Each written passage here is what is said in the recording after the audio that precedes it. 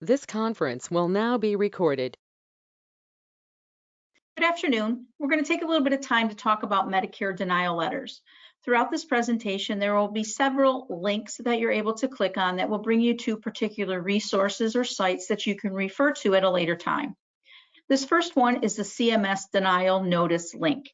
This will bring you directly to the CMS website where they have all of the rules and any updated versions of denial letters. Once you're on the site, you will see that it's the Beneficiary Notice area, and there are three that we are looking at in particularly. The Fee-for-Service ABN, which is the CMS R131.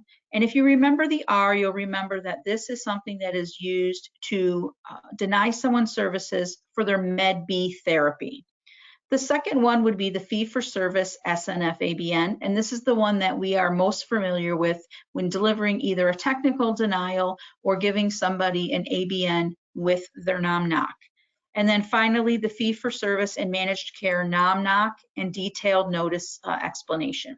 So if you click on any of those when you're in the site, you would go to the download area to see any updated versions of the letters or any sort of changes to the instructions that are there. This is where they have them in large and in Spanish print. So all of the rules for Medicare denials and the ABNs in particular come out of the Medicare Claims Processing Manual, Chapter 30, Financial Liability, and then the subsection 70 specifically deals with the skilled nursing facilities. But let's talk about the intent of denial letters. They can either transfer or assign payment liability to a patient or another payer, such as Medicaid, and that's done through an ABN, an Advanced Beneficiary Notice. And as I showed you on the site, there were two different ones, one that was specific to Med B, remembering the R for rehab, and then the CMS 10055 is the ABN that we've been giving with our NOMNCs currently. Or a denial letter can provide for an appeal of our decision before the patient leaves the facility or we end their services. And that's done through the Notice of Medicare Non-Coverage, otherwise called the NOMNC. I've included the CMS numbers on here because if you go to other trainings, they might reference these letters as CMS 10123 or CMS 10055. So it's just a reference for you, but we call them NOMNCs. The detailed explanation of non-coverage is something that's only given in specific situations when Levanta asks for this. If the primary language of the patient is not English and their family or rep doesn't speak or understands English, you may need to provide the denial in an alternate language. CMS does provide us with the most common, which would be Spanish, but if you had the need to have a different one, you would need to do that through a translator. You may also need to provide notices in large print, and CMS has been so gracious as to provide us with versions that are in large print as well. So you can see that this is much larger than that small one page that you've been used to looking at. And coming soon, a new social service manual will also have blanks of the various denial letters. So let's talk a little bit about who gives the notices. The first thing I want to preface this is by saying that these are suggestions, all right? There is no regulation about who does what, when, how, right? These are strong suggestions based on who is the most appropriate person to have a normal conversation about the reason that you're denying somebody their benefits. So a technical denial would be done by someone perhaps from admissions or the business office, because they would be having conversations with them about who is going to be paying the bill if Medicare was not. So these are supposed to be issued on or before the day of admission. So other people don't even have exposure to the patient at that point. So admissions and business office managers might be the most appropriate person to have this very natural conversation. Next is when we're cutting somebody and they still have days left. This would be done by an MDS coordinator, and that's because they should be the person who have the most knowledge related to skilled coverage in the nursing home. All right, it's not fair to send a social worker down the hall with this notice to deliver, and if the resident or family asks them very specific questions about why we're not skilling them when they still have a catheter, or they still have this sore on the side of their leg, or they still feel this or that, The social worker can't simply say, or the business office can't say, well, they just told me that it's not covered, so sign here and I'll send somebody back down to talk to you. That's not the way that works. An effective notice is delivered by somebody who the resident or the family member has a reasonable expectation that you know the rules and that you can answer their questions. A planned discharge home, however, is more appropriate to be done by a social worker who is going to be having a conversation already a couple of days before their discharge. What services do you need at home? What services did you have in the past? Do you have a certain vendor that you've used before? Very natural conversations, and you can incorporate it into part of your workflow. Ending Med B therapy. I'm not a therapist. I don't play one on TV. So who's more appropriate to go to a resident and have a conversation about why therapy services are no longer going to be covered under Med B? A therapist, in collaboration, of course, with the MDS coordinator, who is the representative of the building. And then a detailed explanation, again, would be done by an MDS coordinator because they're going to be responding to that notice from Levanta. What letter do we give? So the technical, we're giving the SNF ABN, which is CMS 10055. And if you click on it, it's going to bring you to a sample of that letter and give you some hints as to what needs to be filled in. We include our letterhead with all of our contact information, the beneficiary's name as it is in the common working file or on some other legal document that we have, a Medicare card, a Medicaid card, an ID number, not the Social Security or Medicare numbers. On this notice, it tells you that whatever payer, whether it's private pay or Medicaid, is going to begin on what day. So this typically would be the first day after the last covered day listed on their NOMNC. So if their last covered day is 12/1, then beginning on 12/2, they may have to pay out of pocket. All right. What care are we talking about? So nursing home care, right? Custodial, routine, day-to-day care. Why don't we think Medicare will pay for it? Because it's custodial. And what is the estimated cost? You've got to fill this in because it's not reasonable to think a patient or a family member can make an option, decide whether or not they want these services if they don't know how much they're going to cost. So you've got to tell them that or it's not a valid notice. There's 3 options for them to choose. We can't choose a box for them, and we'll talk about why we should avoid option 3 at all costs. They need to receive a copy and they need to sign and date it themselves. If it is a representative, they are expected to put rep or representative in parentheses next to their name. This is not my rule. This is part of the form. It's right there telling them what they need to do. And there have been times when these denial letters are considered invalid because the person signing it did not indicate that they were the rep or the representative as indicated in the instructions. All of these forms need to have the form number down at the bottom of each of the pages, and that is to alert the patient or the family member to the fact that this is a legitimate government document. Then we have the cut with remaining days. So we give the SNF ABN and we give them the NOMNC. So looking at the NOMNC, you're very familiar with these. We put our information across the top. Same thing, patient name as it is on the Medicare or common working file. We do not use Medicare or Social Security numbers for patient numbers. The insert type would be skilled services, skilled nursing services, skilled rehab services. What is the last covered day? Make sure that you have the same services listed here as you do in the top. Understand that they need to call no later than noon the day prior to the last covered day if they want an expedited decision.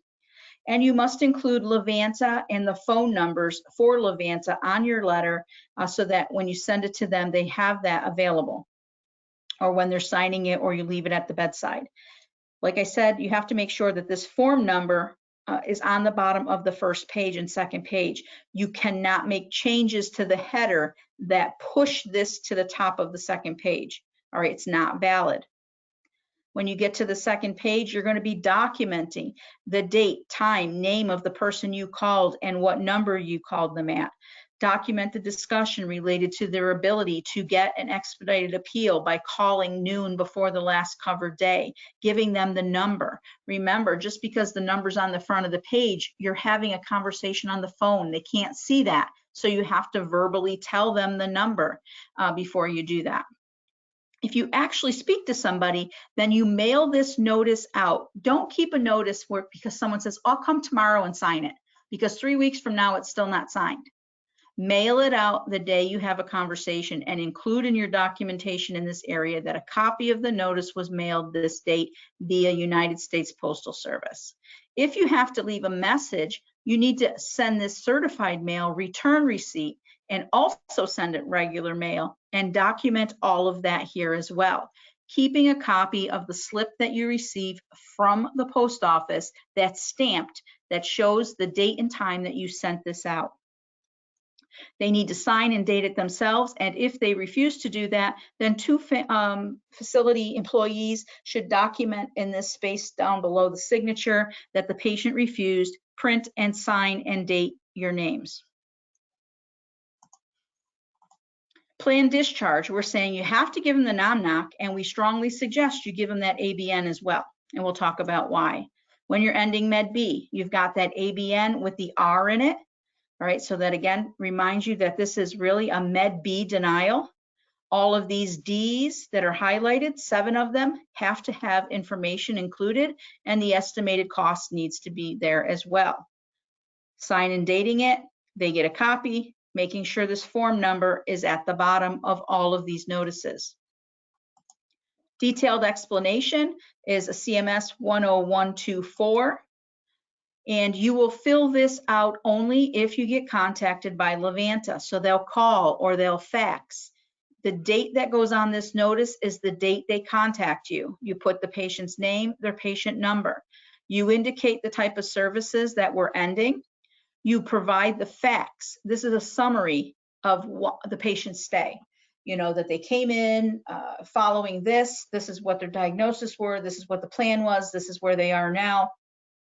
They're no longer receiving skilled or no longer need this. You want it all there in layman's terms, no abbreviations, no medical terminology. And then a detailed explanation is where you would take one of these 2 different synopsises or paragraphs, if you will, copy them and include that as the reason why you are denying them. You'll say, according to Chapter 30 of the Claims Processing Manual, services are not reasonable and necessary for the diagnosis or treatment. This is the rule. All right, this is showing you the act. And this is really for Levanta. This is for them to know, was it that it wasn't reasonable and necessary? Is the care custodial? Usually either of those 2 will work. Plan information is only if they're managed care. There would be something written down here instead of up in this area. And you would include the plan contact information that was there. Here's the form number across the bottom. So when do we do this? A technical needs to be given on or before admission or during the stay if it happens to be an exhaustion. When you cut somebody with remaining days, you're giving those 2 notices, the NOMNC and the SNF ABN, 2 calendar days prior to the last covered day. This does not necessarily mean 48 hours. So people get into the habit of extending somebody's Medicare day an additional day because they didn't do the denial until 2 o'clock, 3 o'clock, 5 o'clock in the evening. That doesn't matter. You don't extend somebody's Medicare additional days because of the time that you delivered it on the day. It's 2 calendar days. It does not need to equal full 48 hours. The plan discharge, you must give the NOMNC. We strongly suggest you give the SNF ABN, and you do that 3 days prior to the discharge date. So that would equal 2 days prior to the last covered day because discharge is not a covered day. When you're ending your Med B, the only regulation is to do it with enough time in advance to make informed decision as to whether to continue those services. And the detailed explanation is only if Levanta requests, and it must be done that day.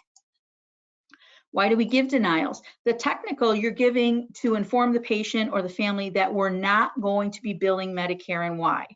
And that may be needed before other payers will pay. So without that ABN on admission, Medicaid could potentially say to you, we're not paying the bill. patient never said they accepted responsibility, and therefore they've denied the bill, and we're going to deny the bill as well. It also provides the opportunity for a resident to ask us for a demand bill. So they can say that they want the services, but they still want us to bill Medicare and get a true statement from them that the services are not covered for whatever reason. When we cut somebody with days left, both of these notices have an impact. The NOMNC lets them appeal right away and get a decision before we end their services. And the ABN is going to transfer liability the next day to someone else, whether it's the patient or another payer. On planned discharge, you must give the NOMNC, and that allows them the right to appeal. But we suggest you give the ABN as well to avoid any liability if they don't actually leave on the planned day. So think of the snowstorms that are going on, the ice storms. You thought the patient was leaving yesterday. You thought the patient could leave today. They can't. There's no transport. The weather's too bad. They wouldn't be able to have home health out there because of it. You can't simply change the census and give them 2 more Medicare days. You've already identified the patient is not skilled. Their skill ends. If you haven't given them an ABN and they stay there, who's going to pay for those additional days? You haven't transferred liability to anybody. So you become liable, and now you have provider liability. All right, so if you give it to them, when you give the NOMNC, if they don't leave, you already have that as a safety net to be able to bill the patient privately or to another payer. And then when you're ending your Med B, you want to allow the family to make the decision about whether they want to continue services and pay. And the detailed explanation is really just a response to the family member calling and asking for an appeal right away before they have to leave or before we cut their services, so that Medicare or Medicaid, somebody else would take a look at that. So there are exceptions to when you're not giving a NOMNC, and that's all this says in the instructions. So I just wanted to highlight those things. You would not issue the 10123, the NOMNC, when you're reducing but not ending someone's services. When they're moving to a higher level of care, so if they're going to hospice, you don't have to give a NOMNC. If they're exhausting their benefit, that's a technical denial, you don't use a NOMNC. You would give an ABN. When they end care on their own, supposed to leave next week, they go to a doctor's appointment today, doctor says everything looks great, they come back to the facility, they say, yeah, I know I was supposed to go next week, doctor says everything's good, I feel good, I'm leaving today. You don't have to issue a NOMNC. You didn't end their care. You're not saying to them, your Medicare is ending. There is no reason for them to appeal it. They've made that decision. The purpose of the NOMNC is for an expedited appeal, the ability to appeal. So you don't do that. What I would suggest, best practice, is that the social worker writes a note that the patient self-determined discharge date. This takes you off the hook anytime someone's saying, well, did you give a notice? No, I didn't, because the patient determined their own. I didn't end their care, they ended it. For technical denials like no 3-day qualifying hospital stay when we're not in a pandemic, and no daily skill, no 60-day break, you don't issue the NOMNC, you use the SNF ABN. So other technical denials, no daily skilled need. Just because somebody was in the hospital for 3 days and they have Medicare does not mean that they come into the facility automatically on Medicare. They have to have a daily skilled need that you need to prove. No 3-day qualifying stay. So we're in a pandemic right now, that's been waived, but in normal times, if someone hasn't been in the hospital for 3 midnights, they would receive a technical denial on admission or readmission from you. No 60-day break in skill. They've exhausted their benefit. They elected their hospice benefit. All technical denials. No Med A eligibility. Okay, so they don't have Med A. You don't have to do anything with a NOMNC, but you need to give them an ABN so that we know that on admission, this is what they would have to pay. This is what they're responsible for. And if they enrolled in a managed care program. So the form instructions for the NOMNC are here. It's much longer than this. I'm not going to read the whole thing. I just took out excerpts to be able to reinforce some of the things that I've talked to you about. This one in particular is about having to deliver the notice 2 calendar days, at least 2 calendar days before the coverage ends. And the fact that it tells you 2-day advance requirement is not a 48-hour requirement. All right. And if it is a managed care plan, they have to follow the same rules we do. These are Medicare Advantage plans. They have to follow Medicare rules, and they're expected to have the notices available 2 calendar days prior. If they call you today and say the person is done tomorrow, you need to be an advocate for the patient and say, I'm sorry, we need to have 2 calendar day notice. When you're sending your notice to representatives, talking to somebody on the phone because you have an incompetent or an incapable patient, this is just to let you know that when direct phone contact cannot be made, you send the notice by certified mail, return receipt, just as I said to you in the slides. Right? I'm not making these things up. These are the rules. So let's recap. Somebody's being cut from Medicare with days remaining, because this is what happens primarily. We are going to give them 2 notices, the 10123, which is the NOMNC, and the 10055, which is the SNF ABN. Being cut from Medicare, days remaining. You must give both notices if they're staying in the building. You should give both notices even if it's a planned discharge. And that is because, again, if they don't discharge on the day that you planned, you are now going to be provider liable for however many days they stay past that time, because you cannot simply adjust the census to accommodate those additional delays. When you are filling out the NOMNC, the last cover day is extremely important to make sure that that's accurate. The last cover day would be the day prior to a planned discharge. You want to make sure that this matches your census line, any ARDs that are needed for NPEs, any of that sort of stuff.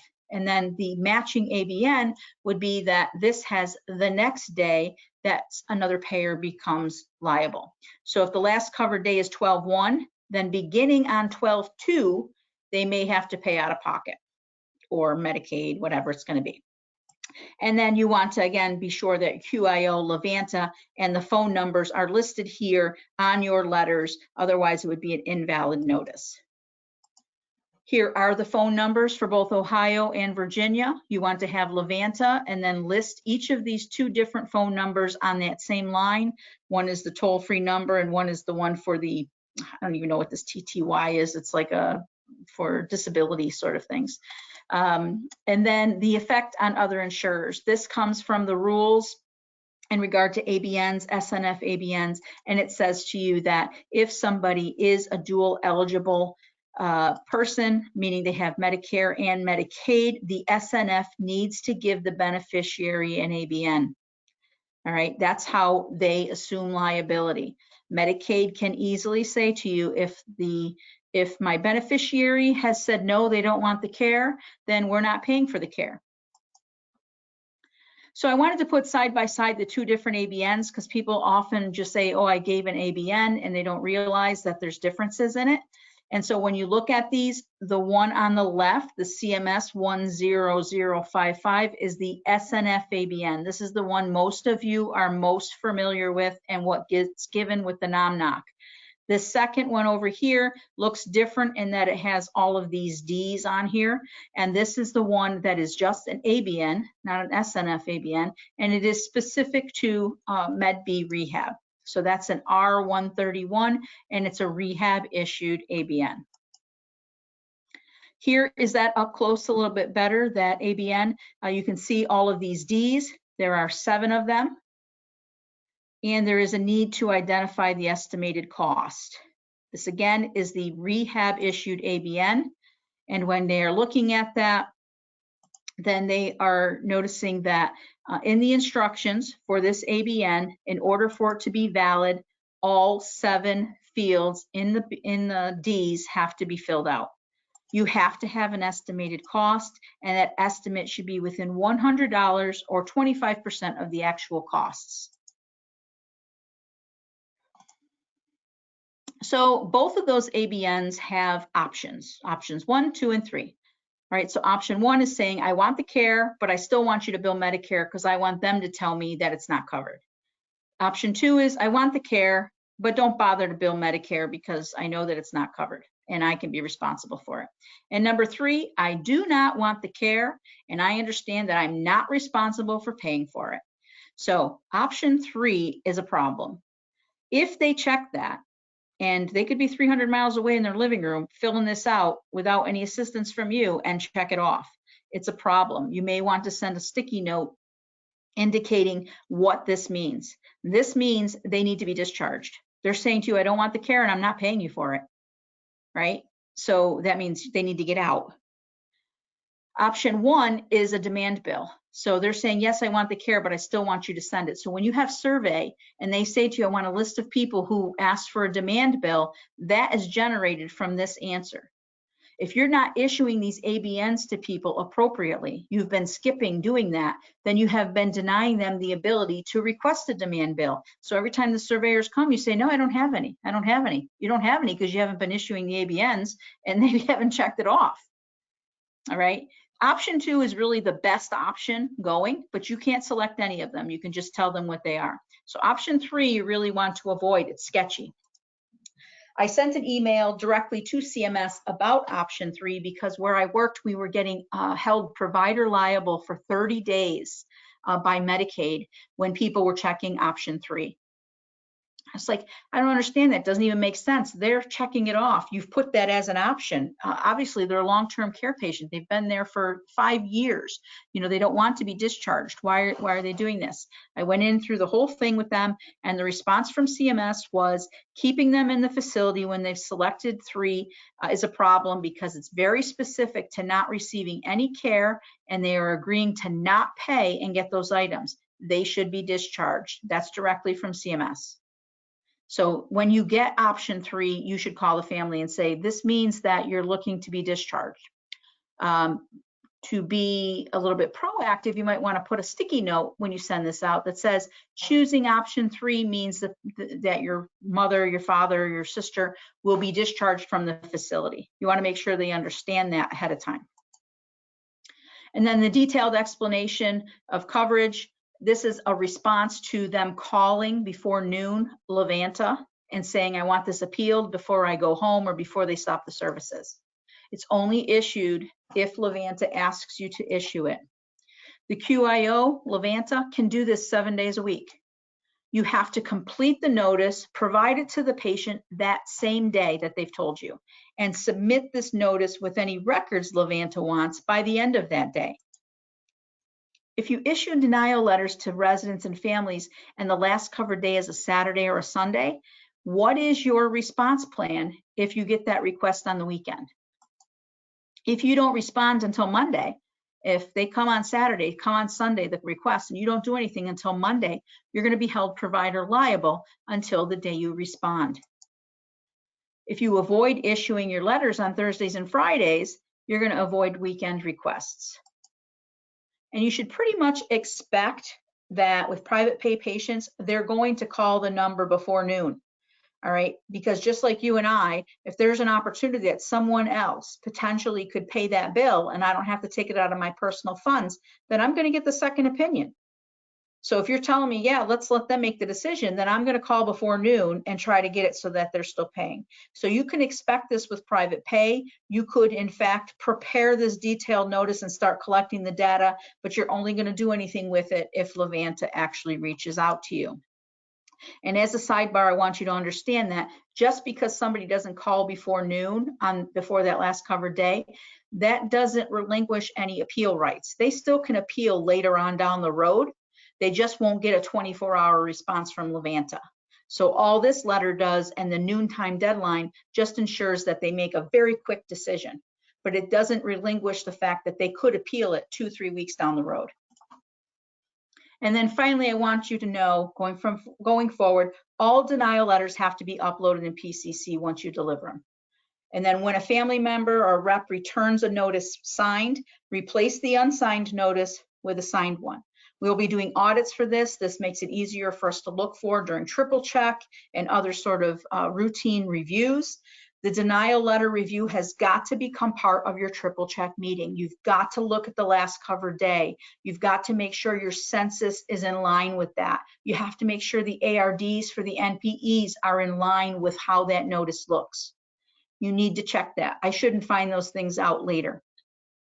So you scan it to a file. You scan the denial letter to the file after you've delivered it. You go into PCC, you go to Documents, You click on New Document. A new screen will pop up. You name that document whatever you want. It can be NOMNC and ABN. It can be Jones, NOMNC, whatever a date. Choose Other for the category. Choose your file, and you'll find wherever you saved that, wherever you scanned it, upload it, and you're all set. So that being said, I am going to stop the recording